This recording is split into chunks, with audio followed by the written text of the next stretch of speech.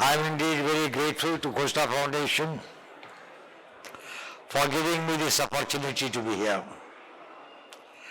And it is indeed a great opportunity to listen and be here with Dr. Kuru, a very eminent scholar, a person who can think original and person who can convincingly communicate his message.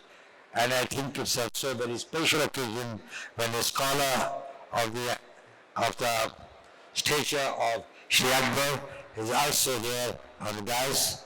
So I must say we are really proud of what he has contributed to our society in various diverse ways. I think a very versatile personality, whether it is in statecraft or whether it's about international relations or the history of religions or the Indian history of the subcontinent of the world, I think one of the most authentic ones. So thank you very much, Mr. Akbar. I must compliment Costa Foundation for its initiative for bringing out the literature.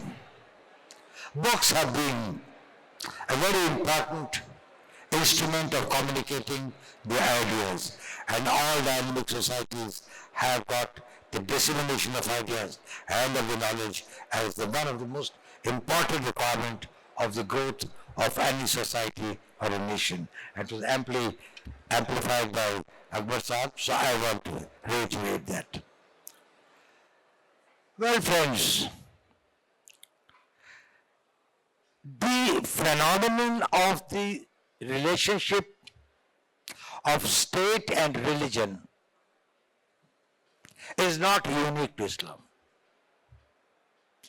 And as was brought out by Dr. Kuro, that in different stages of history of Islam also, probably it's changed, waned and waxed, and also in different societies.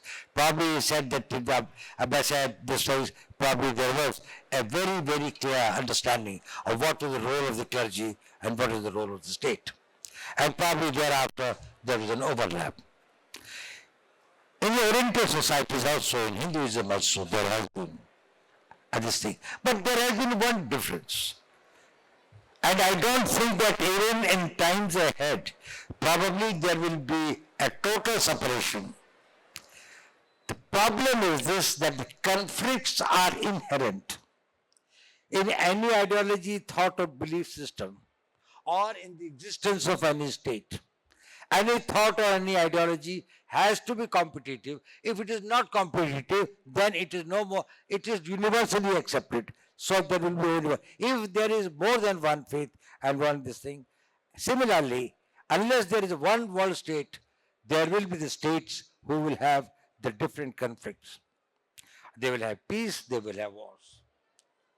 The problem is this, how do we resolve these conflicts? What is the conflict mitigation or resolution mechanism or the mindset of the societies? I can tell you about the Indian example. First conflict is between the man himself. The conflict between what your competing beliefs, thoughts, needs, aspirations are. Even about your relationship to the other human beings and to the God and to the society. You yourself may have more than one view, and sometimes you might be swinging. Now, this conflict was resolved in Hinduism and the Oriental religions by a process of meditation. That is a dialogue with your own self. You engage your own self. Then it was societal. The societal conflicts were resolved through dialogue. And we had a great tradition of what we used to call the Shastrarth. Even in this part of the world, there had been various thoughts. The Buddhism came, and it came in conflict with the then existing Sanatana Dharma, Hinduism. The conflict, how was it resolved? There used to be the frequent debates going for days and months sometimes between the thinkers and the scholars. The famous dialogue between Mandan Mission Adi Shankaracharya, which lasted for these things about understanding the concept of God and the human. So the conflict resolution was done in a way which was different from how the state does the conflict resolution. When the state has got the conflicts, it goes to war. It uses the instruments of coercion. But the competitiveness of the thoughts or the faith or the beliefs which will keep on coming and mushrooming probably cannot be resolved by the same instruments by which the state resolves itself. Problems come when Islam thought that this is possible to resolve the competitiveness or the this thing of the thoughts and the beliefs through the same instruments as the state. Now, what happens on that? That doesn't matter that whether the state will be able to spread a religion or not. That new ideas and new thoughts stop coming once coercion becomes an instrument of countering the competitive thoughts. But anyone who holds a view different than you, if you are the winner, he will exterminate you, and if the other man wins, he exterminates, you are the... So one of you survive. So the new thoughts stop sprouting. If you want any change, any progress, any this thing, and you have to ponder over that why is it that some societies became stagnant? Those societies which could not generate new thoughts, the new ideas, look at the outer box and look at the things fundamentally. Probably they got stagnated at a point of time. And there was a deliberate effort of the vested interest to maintain that the status quo in the thinking process. Akbar Sahib mentioned about the printing press. It's very interesting. Probably some of you might be knowing it. The original idea of the printing press came in the Ottoman Empire.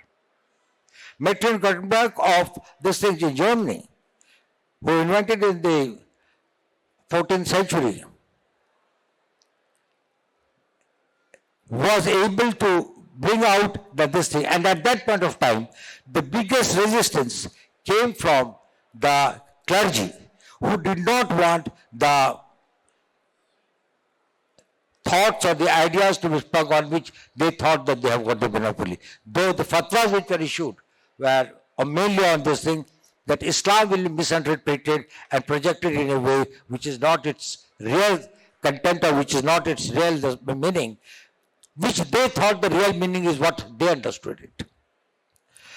That put, when we say that we blame colonialism, we should understand one of the important instruments of colonialism was the printing press. That is the time for the 300 years by which the Islamic countries decided to go for the printing and the concept of books.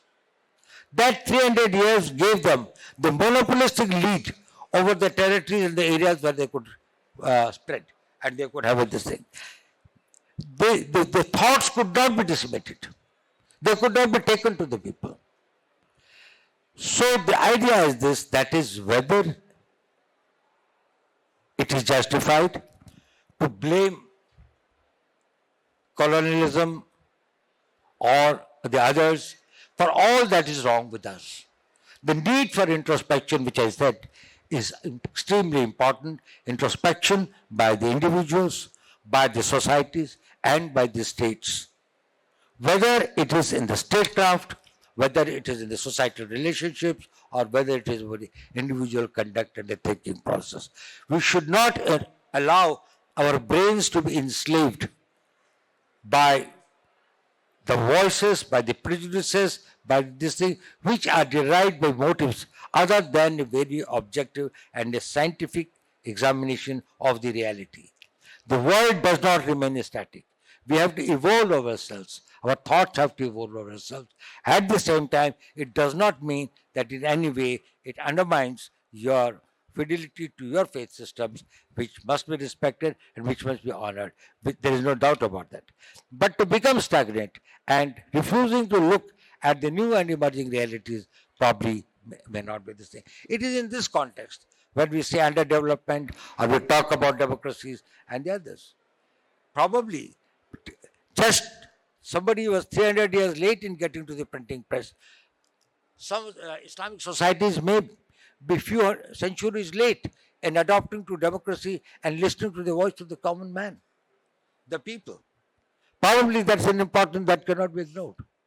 If it is not in this century, it may be the next century or maybe the next century. But when you lose the time, the transformation and the change and the progress, both the direction of change and the speed of change are important.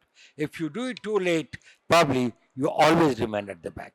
By the time the things have evolved to the new heights and in the new this thing, I must thank the Kusra Foundation for bringing out new thought-provoking ideas, trying to bring about how the society can evolve itself, improve itself, how every child who's going to live in this world for another 80 years or 90 years starts the life with new thinking, with broad horizons, with a broader spectrum awareness, and is able to contribute to his own good to this society and the world.